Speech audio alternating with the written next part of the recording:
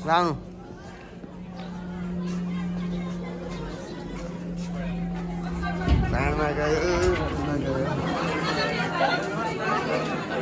नमस्कार नमस्कार नमस्कार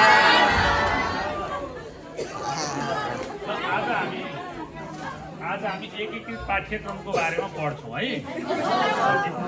एकीकृत पाठ्यक्रम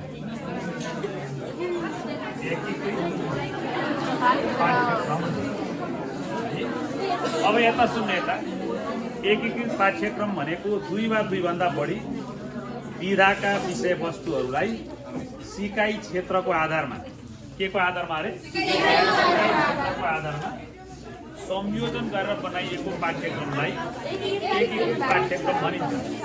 2 वा 2 भन्दा बढी सुन्नु त फेरि राम्ररी 2 वा 2 भन्दा बढी विधाका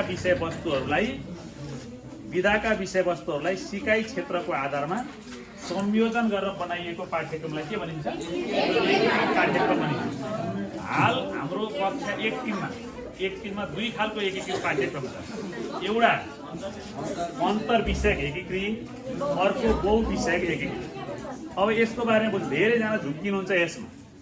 बहुविषयक एकीकृत भनेको के हो भने नेपाली छुट्टै, अङ्ग्रेजी छुट्टै, गणित छुट्टै, हाम्रो सेरोफेरो छुट्टै अलग अलग विषय राख्नुहोस् र त्यो प्रत्येक विषयको सिकाइ क्षेत्रहरू एउटै छ। विषय अलग छ, सिकाइ क्षेत्र के छ? एउटै छ। विषय अलग, सिकाइ क्षेत्र एउटै छ। हो, त्यसलाई हामी के भन्छौँ त भन्दा बहुविषय एकीकृत। त्यो बहुविषय हो नि त। नेपाली छुट्टै छ विषय, अङ्ग्रेजी छुट्टै छ, गणित छुट्टै छ, सेरोफेरो छुट्टै छ। विषय अलग छ तर सिकाइ क्षेत्र के छ? एउटै छ। त्यो भएको हुनाले त्यसलाई बहुविषयक एकीकृत भनियो।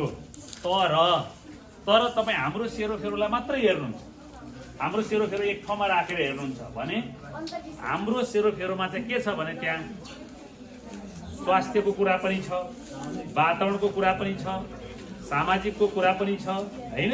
त त्यो एउटै पाठ्यक्रममा विभिन्न विषयका विषयवस्तुहरूलाई सिकाइ क्षेत्रको आधारमा राखिएको हुनाले त्यसलाई चाहिँ के भनिन्छ? अन्तर विषय एकीकृत भनिन्छ।